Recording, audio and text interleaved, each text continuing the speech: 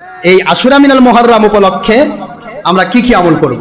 কয়েকটা আমল এক কথায় জেনে নেন, সময় নেই, মনে করেন যে সুর দেওয়ার সময় নেই, আমি শুধু একটা কথায় বলে দিই। আশুরা মিনাল মুহাররম উপলক্ষে কি কি আমল করবেন? 1 নম্বর, রোজা রাখবেন। কি রাখবেন? রোজা রাখবেন। আল্লাহর হাবিবের সহিহ মুসলিমের হাদিস, মান সামা ইয়াউমি আশুরা আহতাসিবু আলাল্লাহি আন ইউকাফিরা সানাতাল্লাতী ক্বাবলা। সুবহানাল্লাহ বলেন। আশুরা মিনাল মুহাররমের একটি রোজা যারা রাখলো, এর সাথে আরেকটা যোগ দিয়ে দিল। আল্লাহর হাবিব সাল্লাল্লাহু আলাইহি সাল্লাম সহিহ মুসলিম সহ অসংখ্য হাদিসে মিশকাতেও আসছে, মিরকাতেও আসছে, মুতফাতুল উম্মে আসছে। হুজুর বলেন, ওই মানুষটিকে সামনের 1 বছরের সমস্ত জীবনের গুনাহগুলিকে অ্যাডভান্স মাফ করে দেওয়া হবে। আশুরা মিনাল মুহাররম কেমন? সিয়ামু ইয়াউমে আশুরা, আশুরার দিনের রোজা, আহাব্বা ইলাল্লাহ, আল্লাহর কাছে সবচাইতে বেশি প্রিয় মিন শাহরি রমাদান। রমজান মাসের রোজার পরেই বাদা শাহরে রমাদান, রমজান মাসের ফরজ রোজার পরে শ্রেষ্ঠ রোজার নাম আশুরার রোজা। জোরে বলুন সুবহানাল্লাহ।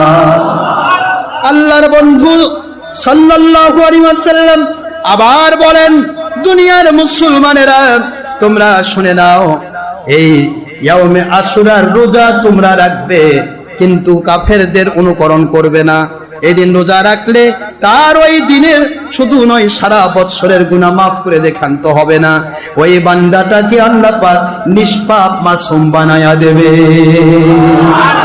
তাহলে আশুরার রোজা রাখা দরকার আছে? রাখবেন ইনশাআল্লাহ? মাশাআল্লাহ রাখবেন। ফরজ রোজায় তো আপনারা রাখেন, আশুরা রাখবেন না কেন?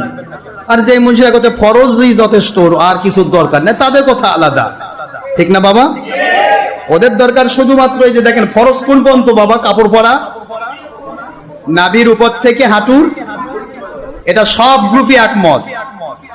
ওই সুনুন মুন্সি কন, ওয়াহাবি কন, লামাদাবি কন, তবলিগি কন, চরমনাই কন, হেফাজতি কন, কওমি কন, খারেজি কন, এই বলেন না, বলেন তবলিগ যাকেই বলেন, সবাই একমত। ফরজ হলো, ফরজ সতর হচ্ছে পুরুষের জন্য নাভির উপর থেকে হাঁটুর ফরজ, যথেষ্ট। এরা এখন বলতেছে সুন্নতে মুআক্কাদা বলে কিছু নাই, করলে সওয়াব হবে, না বললে গুনাহ হবে, মানে সব নফল আর শুধু ফরজ।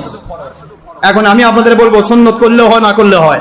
তো আপনারা অফিসে যাচ্ছেন, ডিসি অফিসে, সকালবেলা ইনশাআল্লাহ মাশাআল্লাহ হাঁটুর নিচ থেকে নাভির উপর পর্যন্ত কাপড় পরে ডিসি অফিসে যাবেন। ডিসি সাহেব বলবে, তোর মতো চাকরার আমার দরকার নাই, তুই বাড়ি যা। কথা বলছেন না কেন? একটা খ্রিস্টানের একটা চেম্বারে যদি কাজ করতে যান, আপনি নাভির উপর থেকে হাঁটুর নিচ পর্যন্ত কাপড় পরে গেছেন, পুরাটা উলঙ্গ, দিগম্বর। খ্রিস্টান বলে, কে রে, তোকে এই কাপড় শিখাইছে কে? তোর নবী শিখাইছে নাকি? না, আমার নবী তো সুন্নত হলো পুরা শরীর ঢাকা, আমি শুধু ফরজ আদায় করছি, ফরজ আদায় করছি, মানে এখান থেকে।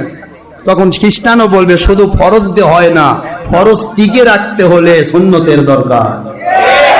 শুধু ফরজ দেওয়া হবে না, হাঁটুর নিচ থেকে নাভির উপর পর্যন্ত ফরজ, আর পুরা শরীর সুন্দর করে সাজানো নবীজির সুন্নাত। জোরে বলুন সুবহানাল্লাহ। এই জন্য পোশাকে সজ্জিত হওয়া, সুন্নত বাদ দিয়ে যারা ফরজের তাওয়াক্কা করে, যেমন আমরা এখন নামাজ পড়বো, ফরজ আদায় করব, এরপরে কিছু লোক আছে ধুদ ধুদ ধুদ করে পালাবেন, এরা খালি ফরজ আলা কিন্তু সুন্নত বাদ, মানে নাভির উপর থেকে হাঁটুর নিচ পর্যন্ত কাপড়, বাকিটা ফাঁকা। কথা বলছেন না কেন? তবে এরা ফরজ আলা, সুন্নত মানবে না। না মানুক, আমার আপত্তি নাই, আপনাদের যদি ওই পর্যন্ত দিয়ে যদি চলে অসুবিধা কোথায়, কিন্তু আমাদের চলবে না, আমাদের পুরাটাই দিতে হবে। নবীর সুন্নত ছাড়া ফরজের মূল্যায়ন হবে না। আরেকটা দৃষ্টান্ত দেই, জবহ করার সময় আপনারা জবে করেন কি বলে? বিসমিল্লাহি। আরো জোরে বলুন। কেন? বিসমিল্লাহি আল্লাহু আকবার করা ফরজ, এটা না বলে জব? আচ্ছা, বিসমিল্লাহ আল্লাহু আকবার কইছেন, সব কইছেন, কিন্তু যিনি জব যেটা করতেছেন সেটা শুয়োর বা কুকুর হবে, তার মানে হালাল জন্তু জব করতে হবে বিসমিল্লাহ দিয়া। আর বিসমিল্লাহ আল্লাহু আকবার কই যদি হারাম জন্তু জব করেন, তাহলে ছিল ঈমান, যাবে চলে বেঈমান। কথা কি বোঝা যায়? একই জিনিস, খুব সাবধান। বিসমিল্লাহি আল্লাহু আকবার বলে জব করছেন, ফরজ। কেবলামুখী হয় জব করা ফরজ নয়, নবীজির সুন্নত। এখন আপনি কেবলার দিকে পাছা দেন, পিছন দেন, আর এইদিকে হন আর বিসমিল্লাহ আল্লাহ আকবার, আল্লাহর নাম তো নিছেনি, বিসমিল্লাহ আল্লাহ ফরজ আদায় করেছেন, এবার জব করেন, আপনার জবের গোশত হালাল হবে না আরাম হবে? জোরে বলেন মুসলমান। কিবলামুখী হয়ে জব করা সুন্নাত। বিসমিল্লাহি আল্লাহু আকবার বলা জবের ফরজ। কথা কি বোঝা যায়? তাহলে ফরজ আদায় করে যদি জব করেন আর কিবলার দিকে হয়ে জব করা সুন্নাত যদি আদায় না করেন, যদি পূর্ব দিকে জব করেন, হালাল জন্তু জবে করবেন, আল্লাহর নাম নিয়ে জব করবেন, তবু তার গোশত যেমন হারাম হবে, জীবন চলার পথে শুধু ফরজ আদায় করবেন, সুন্নাতকে প্রাধান্য দেবেন না, আপনার ইবাদতও ওই রকমই হবে। এটা মনে থাকে। যতদিন যাচ্ছে তত শয়তানি বাড়তেছে, ধর্মের লেবেলধারী বেঈমানরা সাধারণ মানুষকে সুবিধা করে দিতে গিয়ে তারা মানুষকে বেঈমান বানাচ্ছে। ইহানাত সুন্নতে কুফরুন, কেউ যদি সুন্নতকে ইহানত করে সে সঙ্গে সঙ্গে কাফের হয়। আমার গল্প আমি করি না, যত লেখক কিতাব লিখেছেন সহিহ বুখারী মুসলিমের হাদিসের ইবারত দিয়ে বলেছেন, যদি কেউ সুন্নতকে অ্যাভয়েড করে, সুন্নতকে ইহানত করে, তুচ্ছ তাচ্ছিল্য করে, সে ব্যক্তি যতই আমলদার ইমানদার হোক সে কাফের হবে।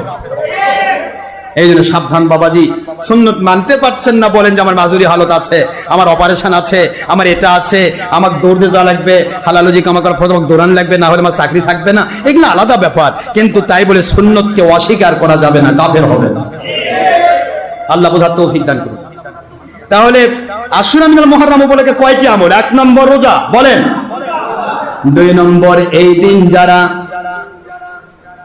সুরমা চোখে দিবে, স্মিথ সুরমা বাংলাদেশে পাওয়া যায় না তেমন একটা, এক কথায় সুরমা হলেই হলো, যদি পান মেশক দিয়ে সুরমা যদি মিক্সার করতে পারেন এটা উত্তম হবে।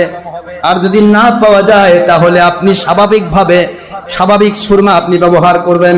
আল্লাহর বন্ধু সাল্লাল্লাহু আলাইহি ওয়াসাল্লাম বলেন, নিয়ত করে নাও, দরুদ শরীফ পড়ে নাও, আউযুবিল্লাহ বিসমিল্লাহ পড়ে দরুদ শরীফ পড়ে যদি কেউ পুরুষ হোক মহিলা হোক, যদি তারা স্মিত সুরমা পায় আলহামদুলিল্লাহ, না পাইলে যে কোনো সুরমা সুন্নত পালনের উদ্দেশ্যে তার চোখে লাগায় দেবে। সারা বৎসর যাবতীয় চোখের রোগ থেকে আমার আল্লাহ তাকে নিরাপত্তা দান করবে। জোরে বলুন সুবহানাল্লাহ। ইফতার করাবেন, একজন আরেকজনকে খাওয়াবেন, খাওয়ানোর মধ্যে বরকত রয়েছে বাবা, সময় নেই বলার।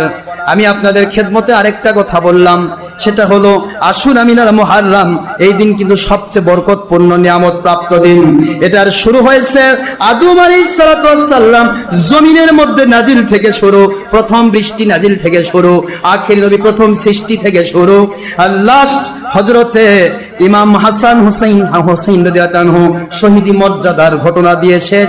লাস্টে কিয়ামত ঘটবে আশুরা মিনাল মুহাররম, শুক্রবার দিন। জোরে বলুন সুবহানাল্লাহ। এইটা হলো আশুরা মিনাল মুহাররমের ঘটনা। অসংখ্য ঘটনার মধ্যে রয়ে গেছে বাবা। সুতরাং আশুরা মিনাল মুহাররমকে গুরুত্ব যে দিল, হুজুর বলেন, যেই ব্যক্তি মান আকরামা আশুরা মিনাল মুহাররম, যে ব্যক্তি আশুরা মিনাল মুহাররমকে সম্মান দিল, আকরামাহুল্লাহু তাবারাকা ওয়া তাআলা ফিল জান্নাহ, আল্লাহ পাক জান্নাত দিয়ে তাদেরকে সম্মান দেবে। জোরে বলুন সুবহানাল্লাহ।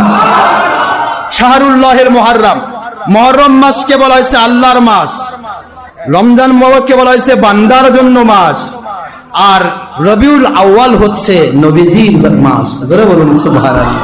একটু জোরে বলবেন না সুবহানাল্লাহ।